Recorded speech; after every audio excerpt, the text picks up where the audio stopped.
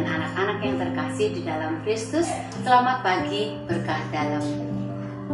Bersama-sama kita mengetahui bahwa situasi saat ini tidak memungkinkan kita untuk bertemu di dalam pertemuan APP yang ketiga. Virus Corona telah membuat kita harus menjaga jarak satu dan yang lainnya. Tetapi ini tidak membuat kita untuk menjauh satu sama lain di dalam pertemuan APP. Pertemuan APP yang ketiga akan kita lakukan dengan cara yang berbeda dari biasanya. Pertemuan ini akan kita lakukan dengan cara menggunakan media sosial yang sudah kita kenal. Marilah kita menggunakan media sosial ini untuk memuliakan karya Tuhan. Subtema di dalam pertemuan pertama adalah jalan pertobatan, membuka diri terhadap belas kasih Allah.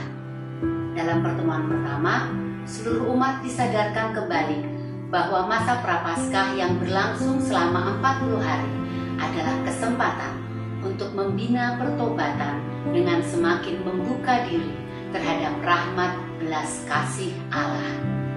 Dia lebih dulu mengasihi dan merengkuh kita, bahkan di saat kita sendiri menjauh darinya. Dengan kesadaran ini, setiap pribadi maupun kelompok diajak memanfaatkan 40 hari masa tobat ini dengan bertumbuh dalam kebajikan dan keutamaan hidup Kristiani. Pertemuan kedua, rahmat Tuhan cukup bagimu. Dalam pertemuan kedua, seluruh umat diajak untuk semakin peka mengenali rahmat Tuhan dan belajar bersyukur dan bersukacita sekalipun rahmat Tuhan dilimpahkan dalam pengalaman penderitaan, kesulitan, maupun duka cita. Rahmat Tuhan selalu mencukupkan. Bapak, Ibu, Saudara-saudari, dan anak-anak yang terkasih, dalam pertemuan ketiga ini, seluruh umat diajak untuk menyadari perutusan mewartakan belas kasih Allah dan menjadi perpanjangan tangannya untuk menyampaikan berkat, menjadi penyembuh bagi yang sakit, penghibur bagi yang bersusah hati, penolong bagi yang menderita, dan meneguhkan bagi yang lemah. Dalam perutusan ini, umat diajak secara konkret untuk membangun keterbukaan satu sama lain, bertutur kata dan bersikap baik dan tulus, membiasakan diri membawa damai bagi yang lain, mengampuni dan merengkuh kerapuhan orang lain. Marilah kita memulai pertemuan APP yang ketiga ini. Dalam nama Bapa dan Putra dan Roh Kudus.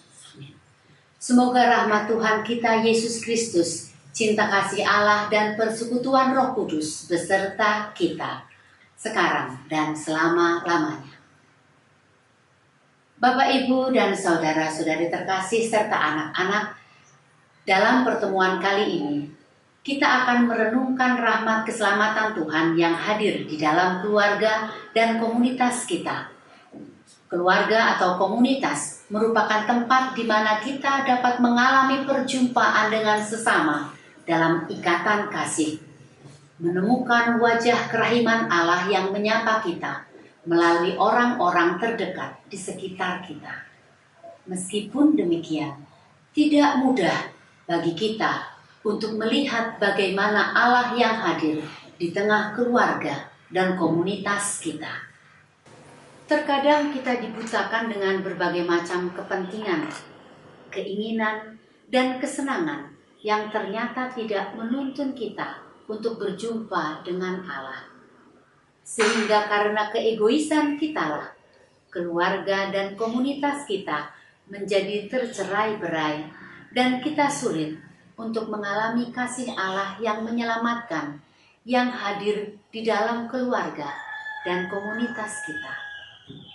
Padahal sejatinya, keluarga maupun komunitas adalah tempat yang paling penting, di mana kasih Allah yang menyelamatkan hadir begitu dekat dengan diri kita. Karena itulah, mari kita bersama-sama kembali melihat, mensyukuri, dan menghidupi rahmat kasih Allah yang menyelamatkan, yang selalu hadir di dalam keluarga dan komunitas kita. Untuk itu, marilah kita serukan seruan tobat kita. Tuhan Yesus Kristus, Engkaulah sumber keselamatan sejati yang datang dari Allah. Tuhan, kasihanilah kami. Tuhan, kasihanilah kami. Engkau menguatkan kami dan melindungi kami terhadap yang jahat. Kristus, kasihanilah kami. Kristus, kasihanilah kami. Engkau selalu menuntun kami ketika kami jatuh dan tersesat. Tuhan, kasihanilah kami. Tuhan, kasihanilah kami. Semoga Allah yang Maha Kuasa mengasihani kita, mengampuni dosa kita, dan menghantar kita ke hidup yang kekal. Amin. Marilah kita sekarang mendengarkan bacaan kitab suci. Inilah Injil Tuhan kita Yesus Kristus menurut Lukas. Dimuliakanlah Tuhan. Pada suatu hari, Yesus menyampaikan perumpamaan ini. Ada seorang mempunyai 2 anak laki-laki. Kata yang bungsu kepada ayahnya, "Bapa, berikanlah kepadaku bagian harta milik kita yang menjadi hakku." Lalu ayahnya membagi-bagikan harta kekayaan itu di antara mereka. Beberapa hari kemudian, anak bungsu itu menjual seluruh bagiannya itu, lalu pergi ke negeri yang jauh. Di sana, ia memboroskan harta miliknya. Beberapa hari kemudian, anak bungsu itu menjual seluruh bagiannya itu, lalu pergi ke negeri yang jauh. Di sana, ia memboroskan harta miliknya itu dengan hidup berfoya-foya. Setelah dihabiskannya semuanya, timbullah bencana kelaparan di dalam negeri itu, dan ia pun mulai melarat. Lalu ia pergi dan bekerja pada seorang majikan di negeri itu. Orang itu menyuruhnya ke ladang untuk menjaga babinya. Lalu ia ingin mengisi perutnya dengan ampas yang menjadi makanan babi itu. Tetapi tidak seorang pun yang memberikannya kepadanya. Lalu ia menyadari keadaannya. Katanya, "Betapa banyaknya orang upahan Bapakku yang berlimpah-limpah makanannya. Tetapi aku di sini mati kelaparan. Aku akan bangkit dan pergi kepada Bapakku dan berkata kepadanya, Bapa, aku telah berdosa terhadap sorga dan terhadap Bapa. Aku tidak layak lagi disebutkan anak Bapa. Jadikanlah aku sebagai salah seorang upahan Bapa." Maka bangkitlah ia dan pergi kepada bapaknya. Ketika ia masih jauh, ayahnya telah melihatnya. Lalu tergeraklah hatinya oleh belas kasihan. Ayahnya itu berlari mendapatkan dia, lalu merangkul dan mencium dia. Kata anak itu kepadanya, "Bapa, aku telah berdosa terhadap sorga dan terhadap Bapa. Aku tidak layak lagi disebutkan anak Bapa." Tetapi ayah itu berkata kepada hamba-hambanya, "Lekaslah bawa kemari jubah yang terbaik. Pakaikanlah itu kepadanya, dan kenakanlah cincin pada jarinya, dan sepatu pada kakinya. Dan ambillah anak lembu tambun itu. Sembelihlah dia, dan marilah kita makan dan bersuka cita. Sebab anakku ini telah mati dan menjadi hidup kembali. Ia telah hilang dan didapat kembali." Maka mulailah mereka bersukaria. Tetapi anaknya yang sulung berada di ladang, dan ketika ia pulang dan dekat ke rumah, ia mendengar bunyi seruling dan nyanyian tari-tarian. Lalu ia memanggil salah seorang hamba dan bertanya kepadanya, apa arti semuanya itu. Jawab hamba itu, adikmu telah kembali dan ayahmu telah menyembelih anak lembu tambun. Karena ia mendapatnya kembali dengan sehat, maka marahlah anak sulung itu dan ia tidak mau masuk. Lalu ayahnya keluar dan berbicara dengan dia. Tetapi ia menjawab ayahnya, katanya, telah bertahun-tahun aku melayani Bapa, dan belum pernah aku melanggar perintah Bapa. Tetapi kepadaku belum pernah Bapa memberikan seekor anak kambing untuk bersukacita dengan sahabat-sahabatku.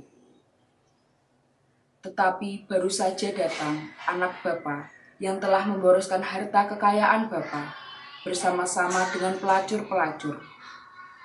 Maka Bapa menyembelih anak lembu tambun itu untuk dia. Kata ayahnya kepadanya, anakku, engkau selalu bersama-sama dengan aku, dan segala kepunyaanku adalah kepunyaanmu. Kita patut bersukacita dan bergembira, karena adikmu telah mati dan menjadi hidup kembali. Ia telah hilang dan didapat kembali. Demikianlah Injil Tuhan. Terpujilah Kristus. Bapak, Ibu, saudara-saudari, dan anak-anak yang terkasih di dalam Kristus, baru saja kita mendengarkan bacaan Injil yang diambil dari kitab Lukas pasal 15 ayat 11 sampai 32.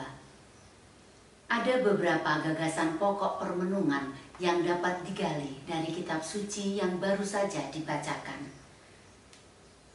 Kekayaan yang diminta si bungsu merupakan bagian dari kekayaan keluarganya. Tentu saja, meminta bagian atas harta kekayaan keluarga adalah hal yang wajar. Akan tetapi, apa yang dilakukan si anak bungsu ini bukanlah hal yang tepat. Mengapa demikian? Pertama, keluarga tersebut masih memiliki kepala keluarga, yakni bapak dari kedua anak tersebut, yang bahkan masih sanggup untuk mendampingi dan memimpin keluarga tersebut. Kedua, harta kekayaan yang didapatkan oleh si anak bungsu tersebut hanya dihabiskan untuk berfoya-foya saja.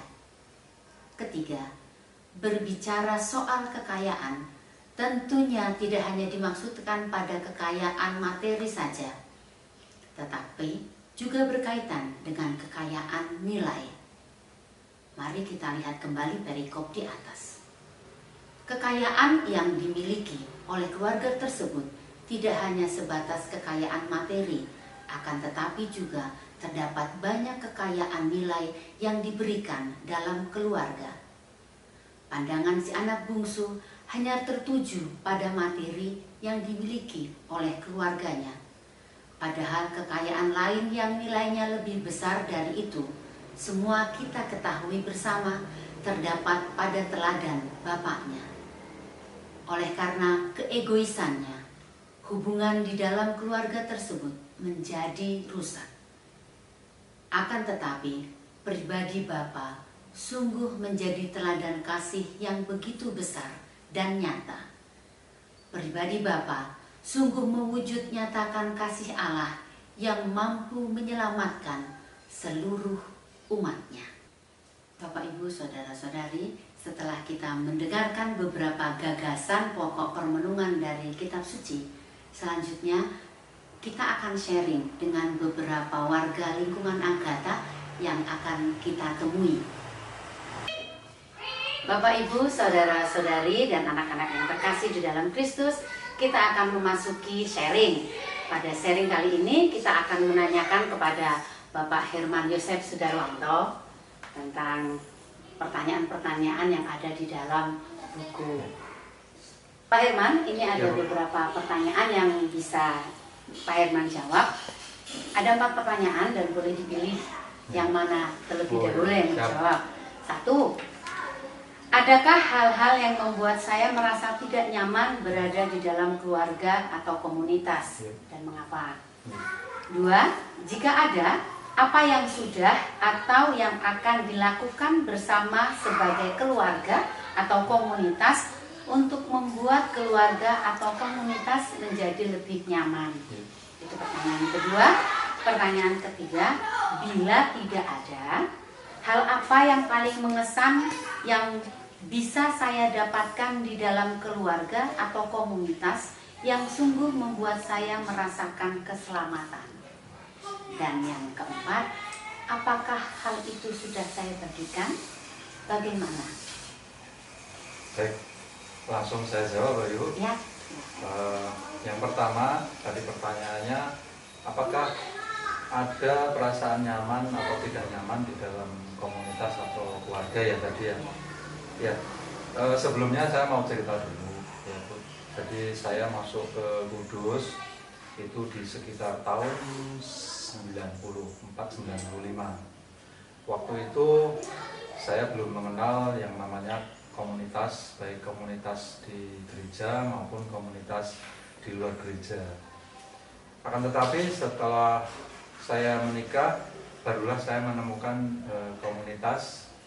Kebetulan waktu itu saya bergabung di komunitas, kalau yang sekarang namanya OMK, kalau dulu namanya masih KKMK. Ya. Saya menemukan komunitas itu cocok buat saya, dan puji Tuhan saya juga menemukan pasangan hidup saya di komunitas itu. Ya. Jadi kalau ditanyakan apakah saya nyaman di dalam suatu komunitas, ya saya berusaha untuk nyaman saja. Ada mungkin ketidaknyamanan apabila dalam komunitas itu timbul konflik, dan itu pasti ada. Ya, ada ketidakcocokan, mungkin ada satu keputusan yang tidak bisa memuaskan semua pihak, itu pasti ada. Tapi saya berusaha supaya kedua belah pihak tidak terlalu dalam konfliknya. Dan sampai hari ini pun, puji Tuhan, saya juga aktif di dalam komunitas, dan terus terang banyak komunitas yang saya ikuti, Bu. Ya, baik di dalam gereja maupun yang di luar gereja. Kalau di dalam gereja tentu saja yang prioritas utama komunitas lingkungan. Seberapa aktif kita di luar lingkungan, tetap kembalinya harus ke dalam lingkungan, ya. Karena di dalam lingkungan itu menjadi sarana pembelajaran kita yang paling utama setelah keluarga, ya kan? Jadi di situ kita bisa menemukan saudara dekat, ya kan? Bahkan kita juga bisa menemukan sahabat juga di situ, berbagi suka dan duka dalam setiap acara. Kita bisa lakukan apapun yang kita inginkan di dalam komunitas. Wah, ini sudah dijawab semua. Pak Herman, ini dari nomor 1 sampai 4 ini.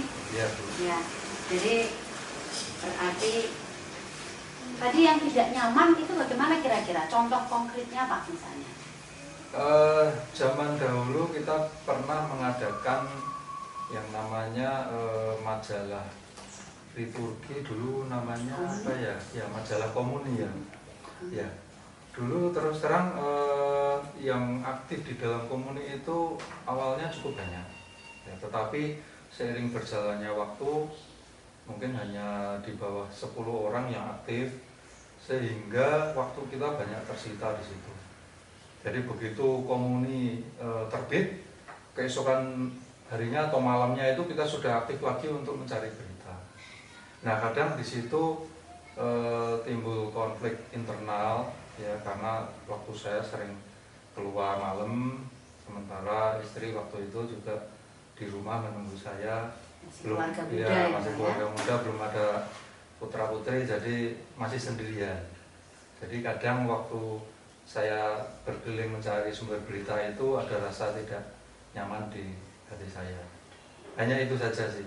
Untuk selebihnya tidak ada masalah. Kalau ini Pak, tadi pertanyaan ketiga, hal apa yang paling mengesan yang saya dapatkan di dalam keluarga atau komunitas yang sungguh membuat Bapak merasakan keselamatan?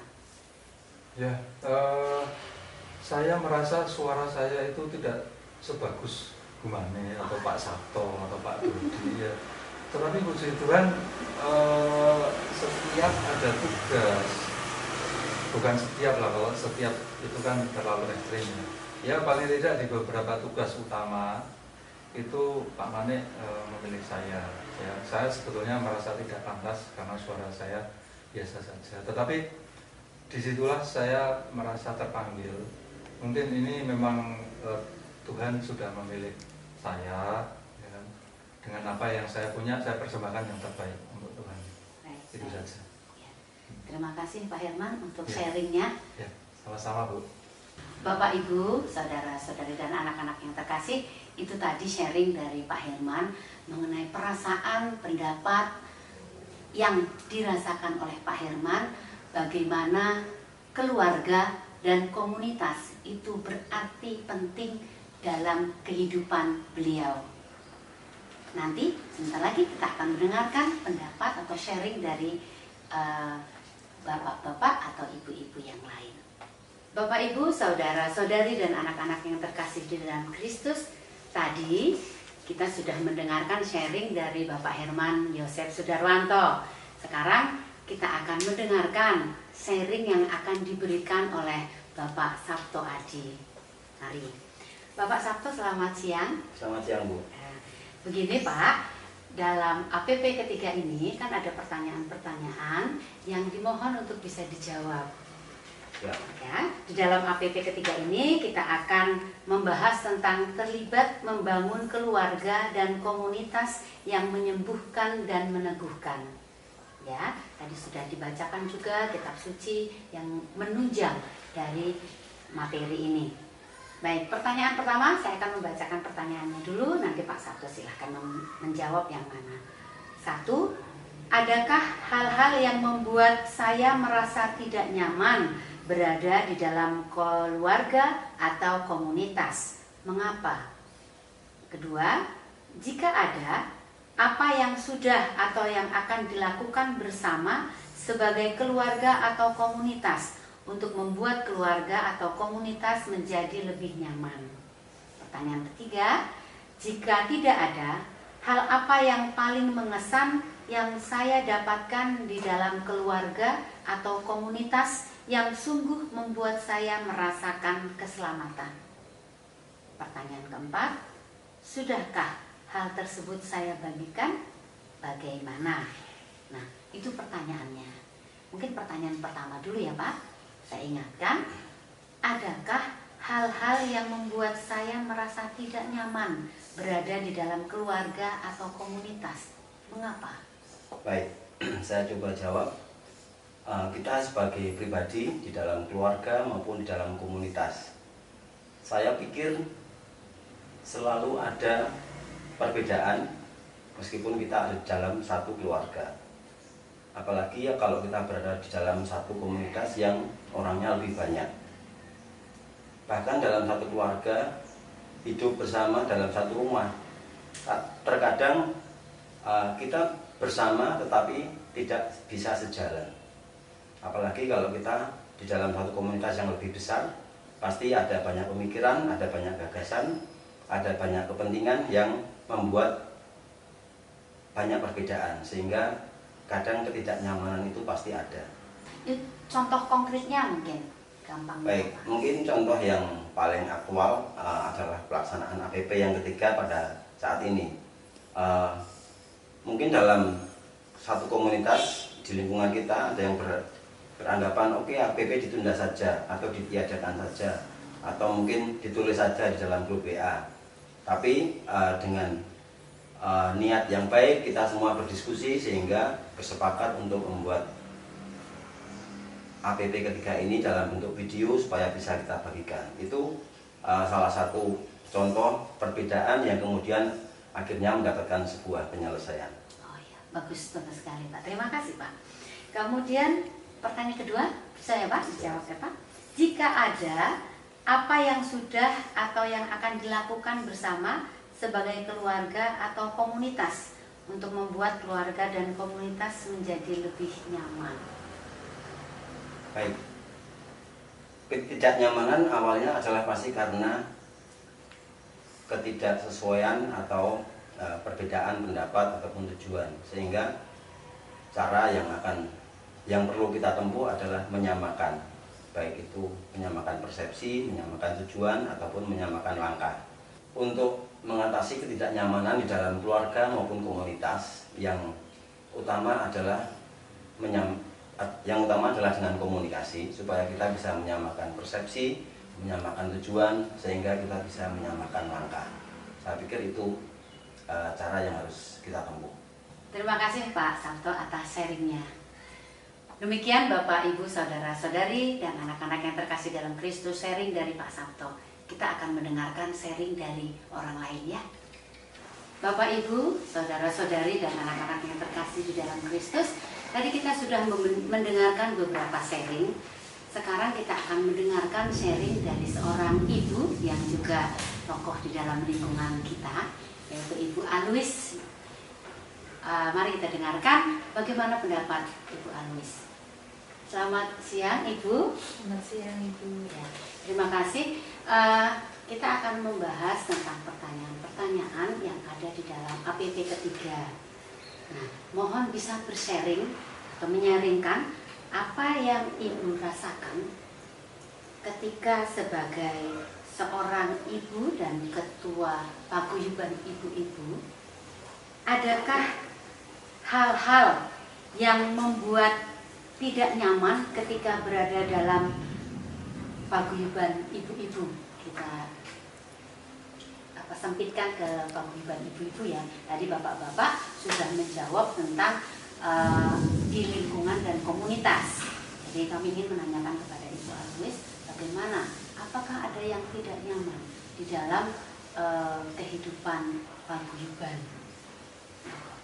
Kalau di dalam paguyuban memang masih ada, karena di dalam paguyuban itu yang masih mengganjal. Jadi kita belum bisa melibatkan seluruh anggota untuk terlibat dalam semua kegiatan paguyuban.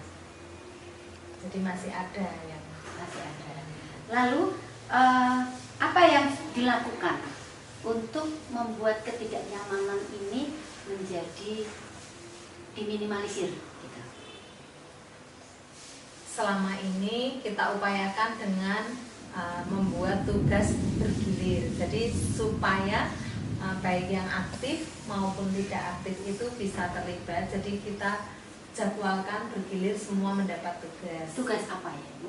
Misalnya tugas membaca kitab suci, mengisi doa ujub, pendidikan praktis untuk mengisi pengetahuan tentang di dalam keluarga, entah itu pengetahuan umum atau bentuk misalnya rumah tangga, misalnya memasak.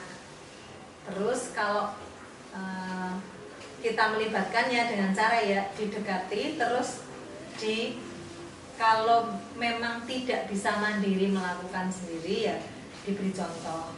Misalnya untuk doa ujub yang mungkin dibuatkan contoh doa ujub. Kalau misalnya untuk pengetahuan umum ya mungkin diambilkan dari Google. Dia hanya tugas untuk memfotokopi dan membagikan, misalnya seperti itu. Baik, terima kasih Ibu Alwis untuk sharingnya. Nanti mungkin kami bisa menanyakan lagi ya. Bapak, Ibu, Saudara-saudari, dan anak-anak yang terkasih di dalam Kristus, tadi kita sudah mendengarkan beberapa sharing dari Bapak dan Ibu dari lingkungan Agatha. Mereka sudah membagikan pengalamannya. Sekarang kita akan mendengarkan sharing dari Bapak Andreas Sarwoji. Selamat siang Pak Andreas. Selamat siang Bu. Ya. Pak Andreas, bagaimana sharing jenengan nggih? Kita mau menanyakan kepada Pak Andreas, apa yang bisa Bapak bagikan dalam pertanyaan-pertanyaan APP yang ketiga ini. Akan saya bacakan dulu ya Pak. Hal apa yang paling mengesan yang didapatkan oleh Pak Andreas di dalam keluarga atau komunitas yang sungguh membuat Pak Andreas itu merasakan keselamatan? Boleh keluarga, boleh komunitas. Pak Andreas mau menjawab yang mana? Saya paling terkesan dengan komunitas ya. Oh ya. Karena komunitas juga membawa dalam keluarga saya. Gitu. Silakan. Jadi saya di lingkungan Agatha ini merasa sangat diterima apa adanya. Kemudian banyak teman-teman yang saling mendukung, orang-orangnya gampang diajak bekerja sama. Kemudian kalau ada masalah bisa diselesaikan secara bersama. Bahkan kalau ada informasi bersama tetangga atau teman seiman yang punya masalah, kita langsung bisa mengatasi masalah itu gitu. Jadi saya merasa sangat nyaman sekali di dalam ini. Baik, apakah itu sungguh membuat Pak Andreas merasakan keselamatan? Oh tentu, karena dari tahun ke tahun keluarga saya juga tidak langsung serta-merta senyaman sekarang. Saya dulu juga pernah jatuh, gitu. Secara ekonomi saya pernah jatuh, kemudian waktu itu ketua lingkungannya Pak Dodi, ya, saya membuat usaha, pernah uang saya itu dibawa lari sama orang, gitu. Wah lu gimana ini? Nah, terus saya datang ke Pak Dodi sebagai ketua lingkungan, minta tanda tangan, minta bantuan dari PSE, di sana dapat bantuan, kemudian ya syukurlah usaha saya bisa berjalan kembali, uang bisa saya kembalikan ke PSE, kemudian saya bisa selamat sampai sekarang. Berarti Pak Andreas merasakan bahwa komunitas lingkungan itu sangat meneguhkan dan memberi keselamatan dalam kehidupan Pak Andreas dan keluarga. Sangat, ya. Baik, terima kasih Pak Andreas. Terima kasih.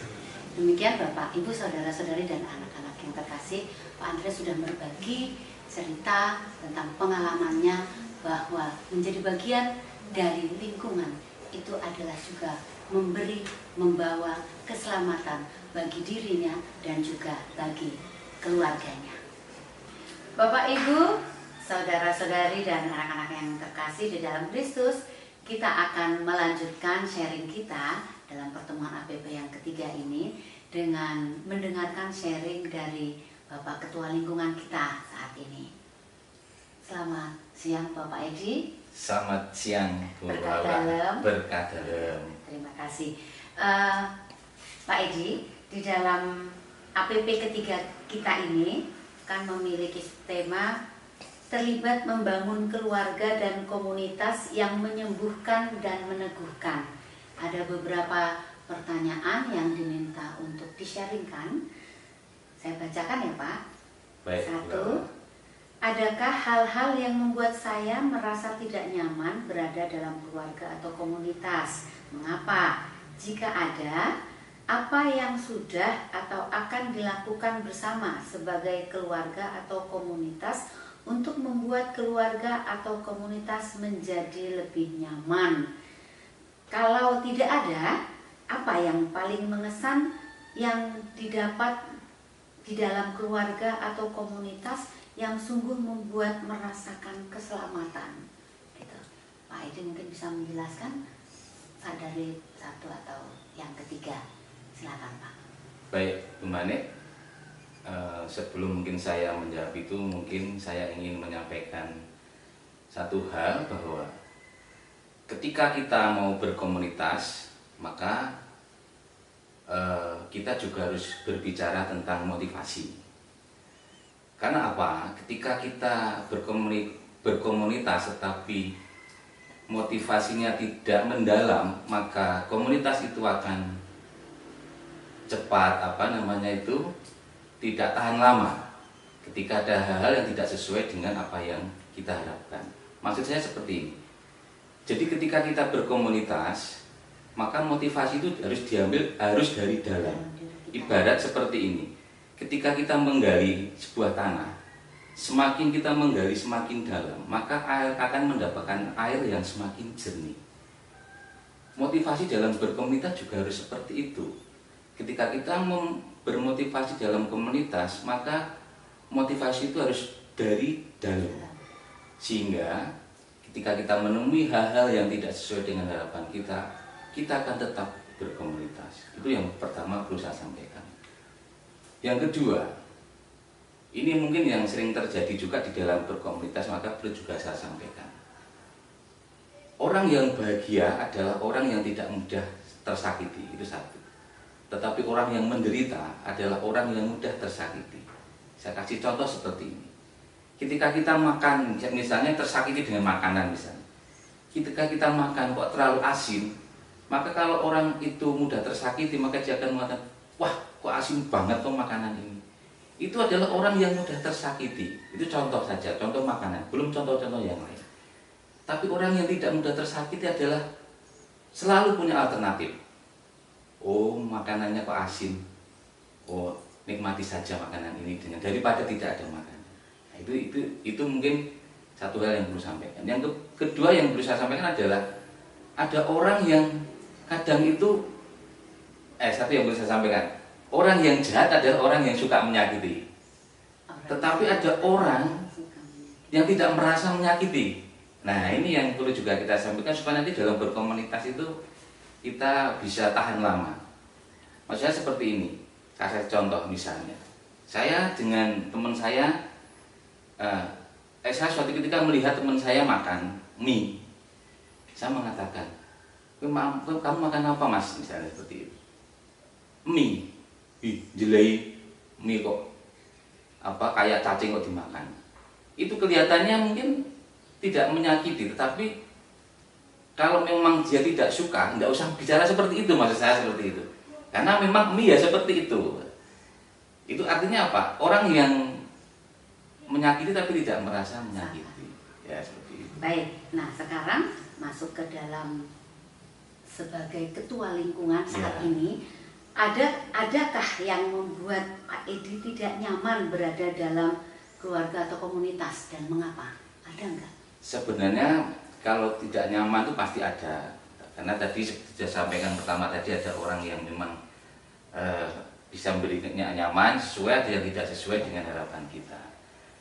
Ada yang tidak nyaman, pasti itu ada. Misalnya dalam berkomunitas itu ada orang yang memang tidak menghargai.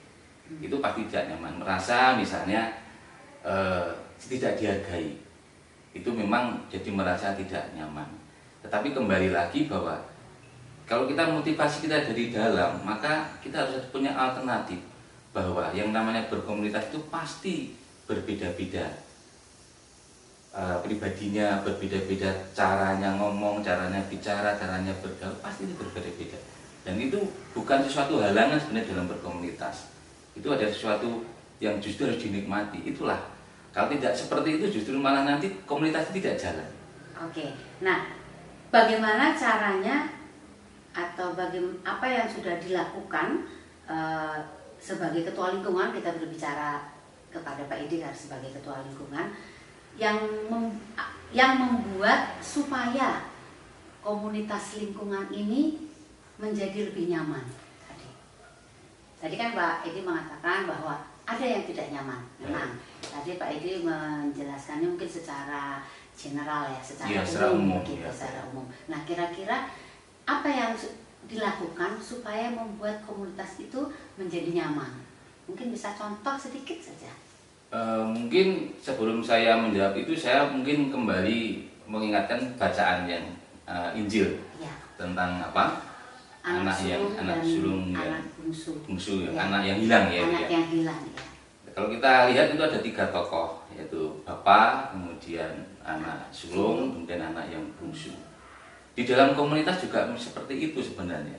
Ada orang yang seperti Bapak itu selalu mengampuni, selalu mengayomi, selalu menerima siapapun, apapun. Kemudian ada yang memang seperti anak sulung itu, ya kadang muncul, kadang tidak, kadang muncul, kadang tidak. Dan yang ketiga ada yang rajin tetapi justru malah kadang motivasinya lain, ya, gitu kan, seperti itu. Nah, untuk membuat nyaman itu maka sekali lagi bahwa itu kita harus membuka diri satu. Yang pertama membuka diri bahwa mari kalau kita berkomunitas, yang pertama adalah pahami bahwa inilah hidup berkomunitas tidak mungkin sama, itu satu. Yang kedua, bermotivasilah dari dalam berkomunitas sehingga tidak cepat pudar, tidak cepat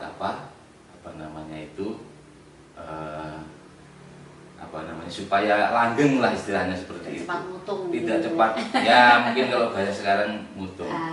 Ya seperti itu. Sehingga komunitas itu terus berjalan dengan baik. Harapannya juga hidup berkomunitas itu saling menguatkan di dalam kita hidup beriman di lingkungan adat yang kita cintai.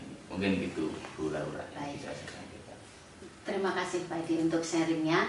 Demikian Bapak Ibu sharing dari Bapak Ketua Lingkungan kita bahwa di dalam komunitas itu memang tidak mudah untuk saling berkomunikasi. Tetapi inti dari komunitas yang langgeng ya Pak tadi adalah komunikasi. Komunikasi ya. Semua orang harus bisa memahami bahwa setiap orang memiliki kepribadian yang berbeda. Jadi mungkin kesimpulannya harus bisa saling memahami satu sama lain supaya bisa komunitas itu menjadi langgeng gitu ya Pak. Marilah kita lakukan itu untuk lingkungan kita agar lingkungan kita selalu guyup, selalu rukun dan juga selalu langgeng.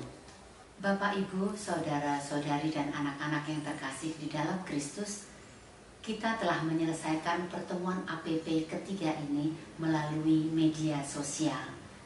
Saat ini memang kita belum bisa bertemu dan bertatap muka secara langsung.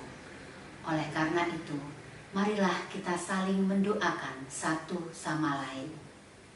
Kita berharap bahwa pandemi virus COVID-19 ini segera berlalu dan kita bisa bertemu dan bertatap muka kembali. Tuhan memberkati.